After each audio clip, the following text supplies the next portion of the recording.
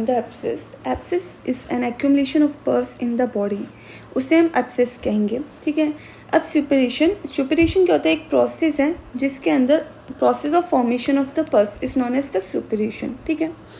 Abscess जो कि है वो 3 टाइप्स के होते हैं। फर्स्ट होता है पायोजेनिक एब्सिस, सेकंड होता है पायमिक और मेटास्टैटिक एब्सिस।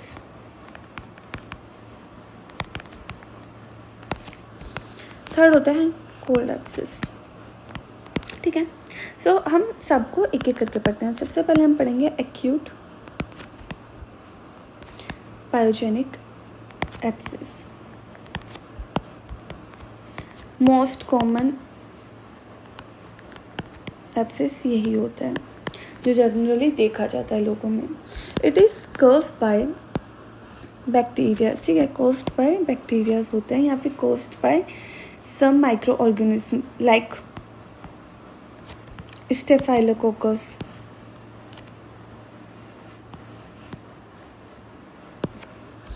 स्ट्रेप्टोकोकस और स्यूडोमोनास। ओके, ठीक है, ये इसका हो गया। अब है कि ये कैसे बॉडी के अंदर फैलेगा, ठीक है। ये ऑर्गेनिज्म बॉडी में आए कैसे, ठीक है, how they enter in the body और how they effect the body. So बहुत सिंपल सा है। फर्स्ट ऑफ ऑल हमें भी पता है कोई भी इंजरी, ठीक है, या कोई कट बाहर से लगा हो, उसकी वजह से वो उस फॉर एन एग्जांपल एक इंजरी लगे किसी चाकू के थ्रू से, ठीक है, उस चाकू के ऊपर ये बैक्टीरियाज ऑलरेडी प्रेजेंट है, तो स्किन कट हुई है तो स्किन के अंदर इसके इंजरी के थ्रू चले जाएंगे। सेकंड होता है दे स्प्रेड फ्रॉम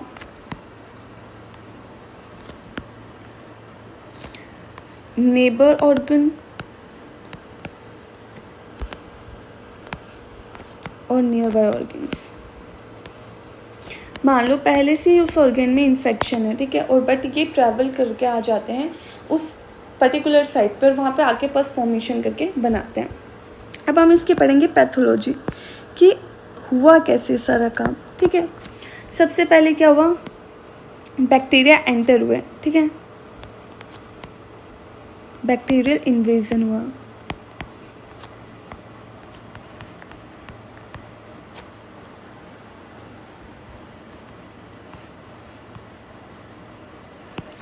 जिसकी वजह से क्या हुआ,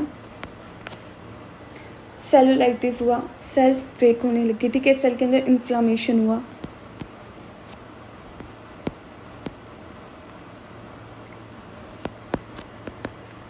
ऑफ सेलुलाइटिस। अब इसके कारण क्या होगा, वहाँ पे एक्यूमुलेशन होगा ल्यूकोसाइट्स का, कि ल्यूकोसाइट्स होंगे वो एक्यूमुलेशन उस जगह पे आने लगेंगे, ठीक है। ल्यूकोसाइट्स एक्यूमुलेट होंगे तो वहाँ पे वो क्या करेंगे, वो उन सेल्स के साथ फाइट करेंगे, सेल्स की डेथ होंगी, सेल की डेथ हुई, ठीक है, उसके बाद उसका लिक्विफिकेशन हो गया,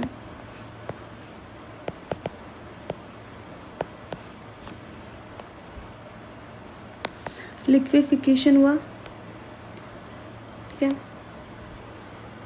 लिक्विफिकेशन क्या, बाय प्रोटोलाइटिक एंजाइम्स ने लिक्विफिकेशन किया उस जगह का, उन डेथ सेल्स का और आसपास एरिया का, जिसके कारण पस फॉर्मेशन हो गया।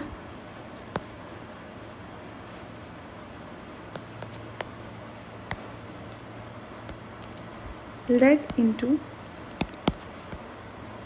एब्सिस, जिसने एब्सिस को बना दिया, ठीक है। अब इसके प्रीडिस्पोजिंग फैक्टर्स क्या हो सकते हैं, इसके प्रीडिस्पोजिंग फैक्टर्स होते हैं जो कि मतलब जिसके कारण, प्रीडिस्पोजिंग फैक्टर्स मतलब जिसके कारण जो चांसेस होने की या फिर एब्सिस होने की जो चांसेस है ना वो बढ़ जाते हैं, या फिर कोई अदर फैक्टर्स जो कि एब्सिस होने की चांसेस को बढ़ाता है, उन्हें हम प्रीडिस्पोजिंग फैक्टर्स कहेंगे। तो मान लो किसी का इम्पेयर्ड या फिर ख़राब इम्यूनिटी सिस्टम हो, उसके अंदर लीड होगा या फिर फॉरेन बॉडी प्रेजेंट हो। क्यों? क्योंकि फॉरेन बॉडी प्रेजेंस होगी तो ये सारी जो हमारी पैथोलॉजी उसको लीड करेंगे एंड एब्सेस फॉर्मेशन करेगा। या फिर टिश्यूज़ का नेक्रोसिस हुआ हो, टिश्यू का नेक्रोसिस हुआ है, वहाँ पे लिक्विफिकेशन होगा and then it lead to the abscess formation. ठीक है, ये सारी चीज़ें जो कि हैं वो लीड प्रीडिस्पोजिंग फैक्टर होती है एब्सेस फॉर्मेशन की। अब क्लिनिकल फीचर्स, मतलब हमें क्या चीज़ें देखने को मिल रही है एब्सेस के अंदर। तो सबसे पहले cardinal sign of inflammation present होगा।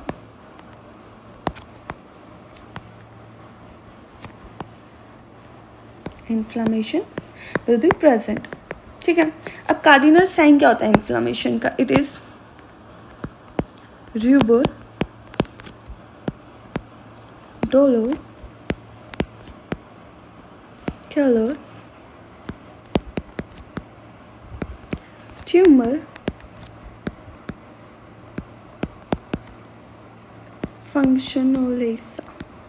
ओके, अब हमें इसका हिंदी मीनिंग, मतलब इसका नॉर्मल मीनिंग कैसे याद करेंगे? This all are the cardinal signs of inflammation, but इसे इंग्लिश में या फिर नॉर्मल लैंग्वेज में क्या कहेंगे?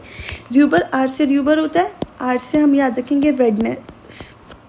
डॉलर, डॉलर कमाने के लिए तुम्हें बहुत मेहनत करनी होती है, पेन। ठीक है, you have to go through a lot of pain and lot of hard work. तो डॉलर कमाने के लिए हमें पेन से गुजरना पड़ता है, तो हमें पेन याद हो गया। कैलर, कैलर से हम ऐसे याद कर सकते हैं कि कैलोरीज बर्न करने के लिए हीट चाहिए होती है, तो बर्निंग चीज़ आ रही है तो इसका मतलब वहाँ पे आएगा हीट। ट्यूमर, हमें पता है कोई भी जगह पे स्वेलिंग होती है उसे हम जनरली ट्यूमर कह देते हैं लोग। फंक्शनोलेसा, इसका नाम में ही इसका मतलब है, मतलब लेस ऑफ फंक्शन, उस ऑर्गेन का या उस जगह का फंक्शन जो कि होगा वो लेस हो जाएगा, वो फंक्शन लेस हो जाएगा, मतलब वो वहाँ का काम प्रॉपरली कर नहीं पाएगा।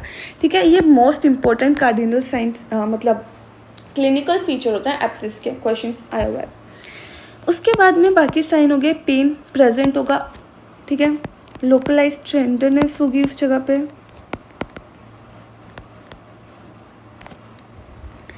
पायरेक्सिया, क्योंकि यहाँ पे हम बात कर रहे हैं बैक्टीरियल इन्वेजन की, तो फीवर होना, हाई टेम्परेचर होना नॉर्मल बात है। फैटिग होगा, एनोरेक्सिया, वॉमिटिंग और नोसिया, ये सब प्रेजेंट होंगे। अब इसका हम एग्जामिनेशन कैसे करते हैं कि हाँ ठीक है, हमें कंफर्म करना है कि वो एब्सिस ही है और एब्सिस में भी एक्यूट पायोजेनिक एब्सिस ही है। तो उसके लिए सबसे पहले होता है हम सुपरफिशियल एब्सिस को देखेंगे। कैसे दिखेंगे? इट अपीयर वाइट और येलो सुपरफिशियली।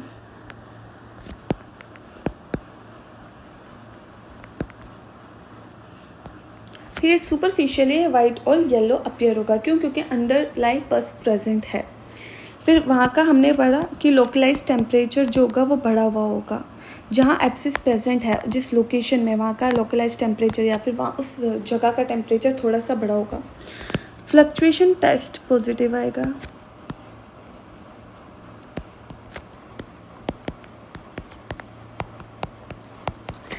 पॉजिटिव होगा। फ्लक्चुएशन टेस्ट में हम कैसे देखेंगे ना, मानो ये एब्सिस है, ठीक है, हमने उसे फ्लक्चुएट किया, एक कॉर्नर से हमने उसे दबाया है और दूसरे कॉर्नर पे हमने हल्का सा हाथ रखा है। ठीक है, मानो एक कॉर्नर से हमने दबाया है, दूसरे कॉर्नर में हमने हल्का सा हाथ रखा है और हम उसे फील करेंगे कि उसके अंदर जो कि ना पस फॉर्मेशन है या नहीं, कोई वेव आ रही है या नहीं आ रही है, उसको हम फ्लक्चुएशन टेस्ट कहते हैं। और फ्लक्चुएशन टेस्ट पॉजिटिव होता है in the normal acute pyogenic abscess के अंदर।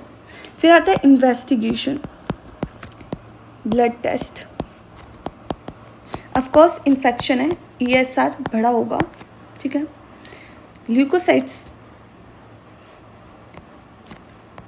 ल्यूकोसाइटोसिस रेट इंक्रीज होगा।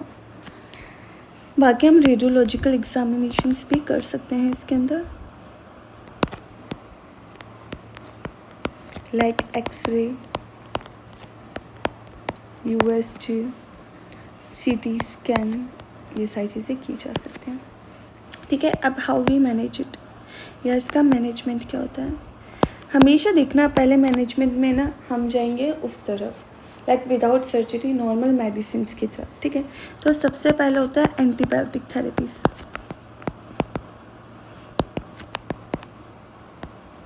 क्यों? क्योंकि इसके अंदर बैक्टीरिया इन्वॉल्व हो रहा है, वो बैक्टीरिया ही फर्दर लीड कर रहा है किसके अंदर, एब्सिस के अंदर, राइट। तो हम क्या करेंगे कि इस बैक्टीरिया को ही मार देंगे पहले, तो एब्सिस के अंदर फॉर्मेशन ही नहीं होएगा, तो बस स्टार्टिंग खत्म तो खत्म हो जाएंगी, तो बस फॉर्मेशन नहीं होगा तो एब्सिस नहीं होगा। इस तरीके से करेंगे। सेकंड जो हमें एनाल्जेसिक्स देंगे टू रिड्यूस पेन, और जो सिम्टम होता है उसको हम रिड्यूस करने के लिए एनाल्जेसिक्स देंगे। थर्ड चीज़ आती है, जब इन दोनों के बाद भी चीज़ ना हो तो आता है सर्जरी, ठीक है। सर्जरी सिंपल होती है, हम जनरली इसके अंदर IND परफॉर्म करते हैं, ठीक है। IND मतलब इंसिजन एंड ड्रेनेज का प्रोसेस। एब्सिस है, इस पर इंसिजन लगाएंगे, इसको ओपन करेंगे, इसके अंदर से पस का ड्रेन करेंगे एंड उसको फिर हम बांध देंगे या फिर उसकी हम ड्रेसिंग लीड कर देते हैं, ठीक है। दैट इज़ नॉर्मल ओवरऑल होता है, ठीक है, जो कि एब्सिस के अंदर होता है। बट इस सर्जरी के दो तरीके होते हैं IND का। एक तो होता है simple liberal incision. Simple liberal incision के अंदर क्या होगा कि पहली बात ये ना उस जगह पे किए जाते हैं जहाँ हमें कोई ना खतरा नहीं होता, लाइक नॉर्मल स्किन के ऊपर प्रेजेंट एब्सिस, वहाँ पे किए जाएंगे। इसमें क्या होगा, जैसे एब्सिस है, जो मोस्ट प्रोमिनेंट पार्ट है एब्सिस का,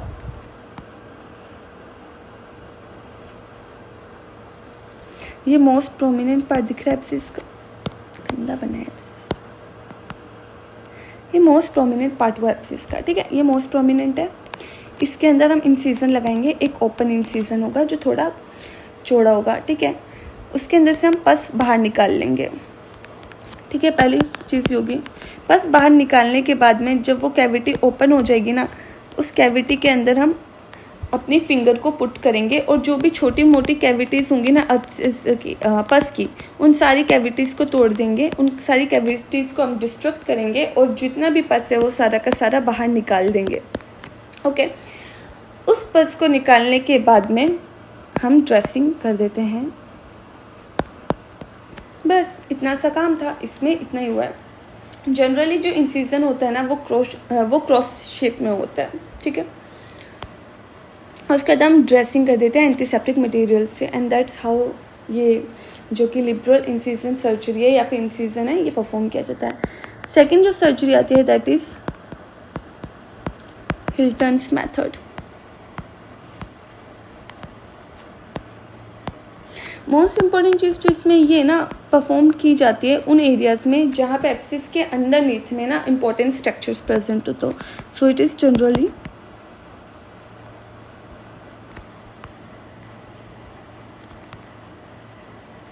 perform in the area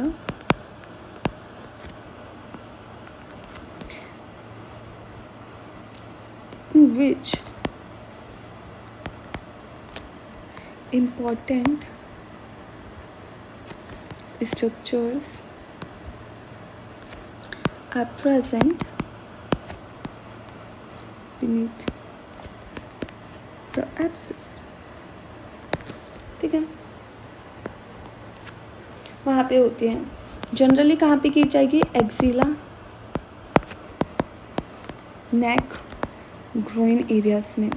important structure से मतलब क्या है, जैसे कि नर्व्स प्रेजेंट हो, ठीक है, या फिर आर्टरीज प्रेजेंट हो।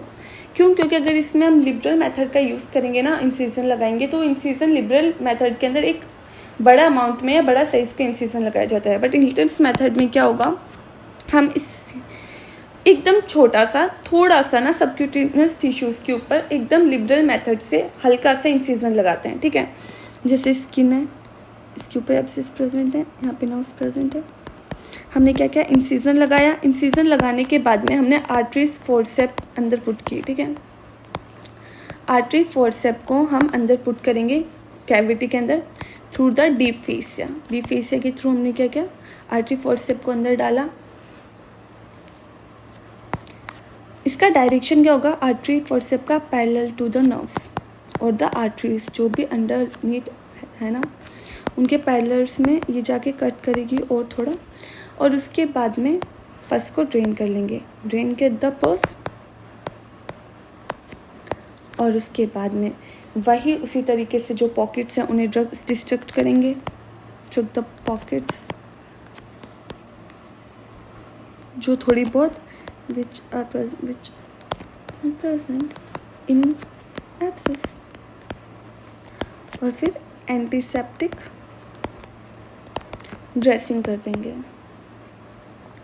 बस ये 2 तरीके होते हैं करने के सर्जरी इन द एब्सेस।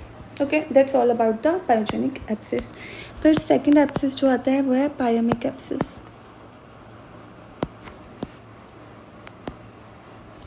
और इसे हम मेटास्टैटिक एब्सेस भी कहते हैं।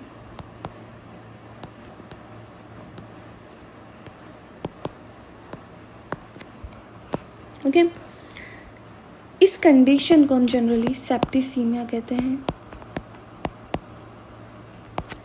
और ये फैटल होता है, मतलब जानलेवा होगा, फैटल कंडीशन के अंदर लीड कर जाता है। इस एब्सेस के अगर हम नाम से देखें ना, इसका नाम क्या है, मेटास्टैटिक। ठीक है, मेटास्टैटिक का मतलब क्या होता है, जो कि वाइड स्प्रेड करने वाला हो, जो एक ऑर्गन से दूसरे ऑर्गन में फैलने वाला हो। ठीक है, तो इसलिए इसके अंदर क्या होता है, इस एब्सेस के अंदर दिस एब्सेस विल बी और have a nature of metastasis, nature of metastasis. तो बस क्या होता है, इसके अंदर ये लीड करता है, एक ऑर्गन से दूसरे ऑर्गन में फैलता है, जिसके कारण बॉडी के अंदर बैक्टीरिया के टॉक्सिन्स फैल जाते हैं, और वो कंडीशन फर्दर बहुत ज़्यादा फैटलिटी में लीड कर जाती है, या फिर बहुत डेंजरस में लीड करती है। ये जनरली प्रेजेंट होता है या फिर कॉज्ड बाय पस फॉर्मिंग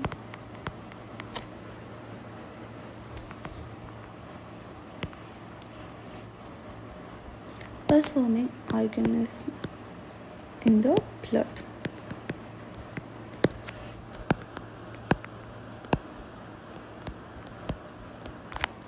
ब्लड होता है। ठीक है, इसकी भी सेम कैरेक्टरिस्टिक होगी, क्लिनिकल फीचर सेम होंगे जो कि पायोजेनिक के अंदर थे।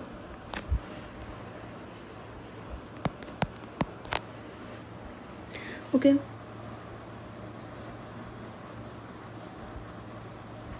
इसका मैनेजमेंट हम लिखेंगे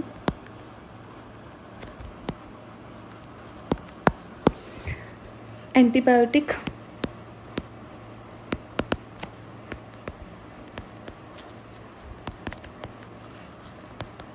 up to culture and sensitivity test. इसके अंदर कल्चर एंड सेंसिटिविटी टेस्ट क्यों ज़रूरी है ना, क्योंकि इसके अंदर कोई फिक्स एकदम बैक्टीरिया का नाम नहीं बताया गया, तो इसलिए हमें कल्चर कराना पड़ता है पता लगाने के लिए कि कौन से बैक्टीरिया और क्या रीज़न हो सकता है। और सेकंड जो कि सर्जिकल मेथड हमने पढ़ाई है, सर्जिकल मेथड और IND। ठीक है, ये करवाया जाएगा। अब थर्ड आता है कोल्ड एब्सेस। इसको हम कोल्ड एब्सेस क्यों कहते हैं, सबसे पहले क्योंकि इसके अंदर जो कार्डिनल साइंस ऑफ इन्फ्लामेशन थे या जो क्लासिकल साइंस ऑफ इन्फ्लामेशन थे वो एब्सेंट होते हैं, इसलिए हम इसे कोल्ड एब्सेस कहते हैं।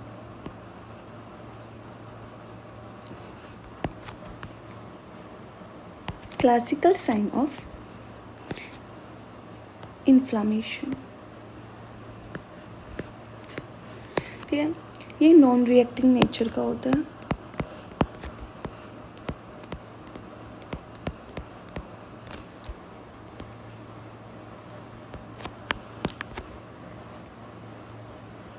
ठीक है, जनरली बहुत एक के बाद दूसरा बार बार रिकरेंट इन्फेक्शंस होते हैं, उनमें होता है, या फिर कॉमन सिक्वल ऑफ इन्फेक्शन होता है लिम्फ नोड्स में बाय मायोबैक्टीरियम ट्यूबरक्लोसिस। ठीक है, सो इसमें क्या होता है, common sequel of infection of lymph nodes. Common sequel infection होते हैं लिम्फ नोड्स में बाय माइकोबैक्टीरियम ट्यूबरक्लोसिस।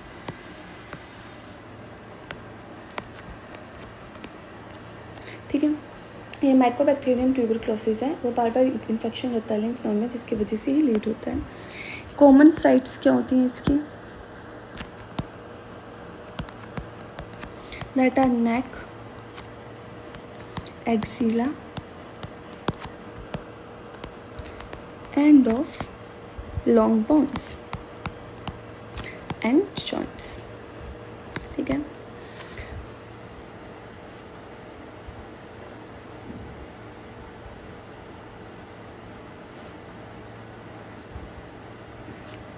इसके अंदर हम देखेंगे ट्रांस इल्यूमिनेशन टेस्ट नेगेटिव आता है,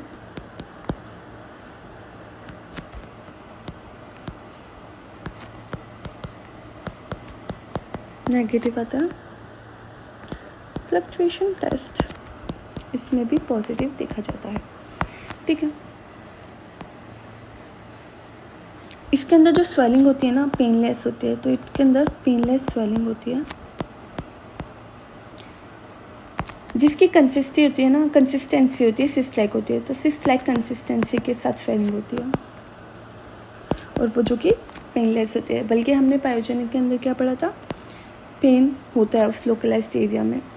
ठीक है, और इसके अंदर general features of tuberculosis present होंगे। जैसे किसी को टीबी होता है ना, उसके जो जनरल फीचर्स होते हैं जैसे उसमें बुखार आना, जी घबराना, वेट लॉस होना, एनोरेक्सिया होना, भूख ना लगना, ये सारे फीचर्स भी देखे जाएंगे। So general features of TB are present. ठीक है, अब इसमें हम इन्वेस्टिगेशन क्या करते हैं? सबसे पहले आता है ब्लड टेस्ट।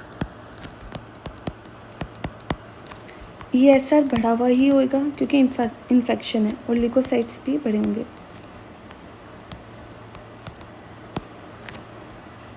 सेकेंड हम जो इम्पोर्टेंट है ना इसके अंदर करना वो है ट्यूबरक्यूलिन टेस्ट, क्योंकि ट्यूबरक्यूलिन टेस्ट से हमें पता चलेगा कि इसके अंदर माइकोबैक्टीरियम ट्यूबरक्लोसिस प्रेजेंट है या नहीं है। अगर इसके अंदर वही प्रेजेंट है तब हम इसको उसके अकॉर्डिंग ट्रीट करेंगे, फर्दर ट्रीटमेंट उसके अकॉर्डिंग जाएगा। फिर हम करते हैं चेस्ट एक्सरे। रूल आउट करने के लिए कि उस इंसान के अंदर ना पल्मोनरी ट्यूबरक्लोसिस तो नहीं हुआ है, टीबी तो नहीं हुआ है। ठीक है, फिर करते हैं हम FNAC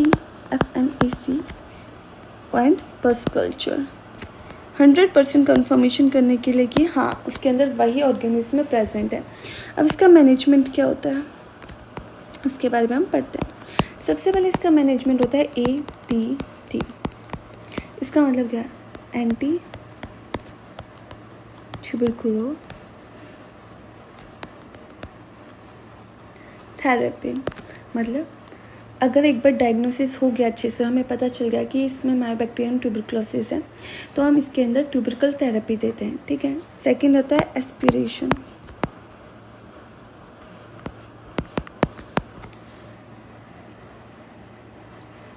अब इसके अंदर क्या करेंगे? एस्पिरेशन में सेम IND वाला प्रोसेस करेंगे, या फिर जो कोल्ड एब्सिस है उसके अंदर से हम नीडल डाल के एस्पिरेट कर लेते हैं, पस को बाहर निकाल लेते हैं, and that's it, and it's all about the abscess.